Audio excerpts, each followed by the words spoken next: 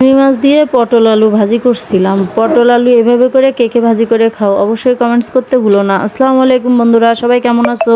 আশা করি সবাই অনেক ভালো আছো। আমি আলহামদুলিল্লাহ অনেক ভালো আছি। তো আজকে আমি রান্না করছিলাম পটল আলু কুচায় চিংড়ি মাছ দিয়ে ভাজি। এভাবে কে কে ভাজি করে খাও আমাকে জানাতে ভুলো না। ফার্স্টে কড়াইয়ে তেল দিয়ে তেলের মধ্যে সামান্য পরিমাণে একটু জিরা ফোড়ন দিলাম, তার মধ্যে ঝাল পেঁয়াজ আর চিংড়ি মাছ দুটা রসুনও দিয়েছিলাম। সব কিছু খুব সুন্দর করে নাড়াচাড়া করে ভাজা ভাজা করে নিচ্ছিলাম। তার মধ্যে দিলাম পরিমাণ মতো লবণ আর হলুদের গুঁড়া। আর দেখো আমার কাঁচামরিচ নিয়ে আসছে, একদম শুকনো মরিচের মতো দেখতে, সব একদম লাল। তরকারি রান্না করলে মনে হচ্ছে আমি শুকনো মরিচ দিয়েই তরকারি রান্না করতেছি। তা ভাজিটা খুব সুন্দর করে নেড়েচেড়ে মাখায় নিচ্ছিলাম। তারপর ঢেকে রেখে রেখে কিছুক্ষণ সেদ্ধ হওয়া পর্যন্ত ঢেকে রেখে রান্না করতে হবে। তো আমি আরেক চুলায় দিয়ে এই সাইডে আমি আবার মাছগুলো ভেজে নিচ্ছিলাম।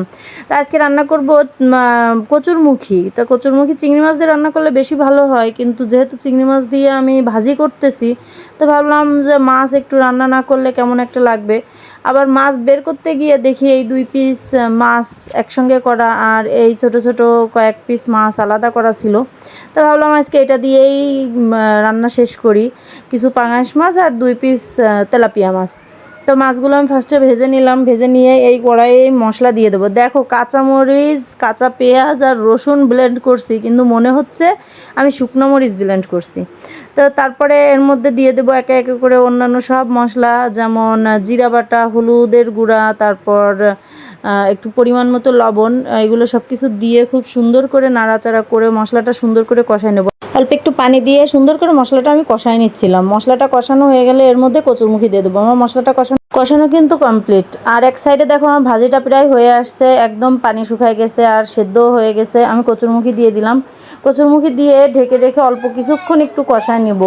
যেহেতু মশলা কষানো খুব সুন্দরভাবে হয়েছে, খুব বেশিক্ষণ রাখবো না, অল্প কিছুক্ষণ রেখে তারপরে এই যে পরিমাণ মতো পানি দিয়ে দেবো। কচুরমুখী রান্নাতে কিন্তু একটু বেশি পরিমাণে পানি দিতে হয়, তার কারণ সেদ্ধ হতে হতে না পানি অনেকটা টেনে নেয়। আর যখনই তরকারি হয়ে যায় তখন তো পানি একদম শুকায় যায়। তা আমি পরিমাণ মতো পানি দিলাম আর আমার ভাজিটা আমি নামাই নিয়েছিলাম। দেখো ভাজিটা এত সুন্দর লাগতেছিল আর মাশাল্লাহ খেতেও অনেক ভালো লাগছে।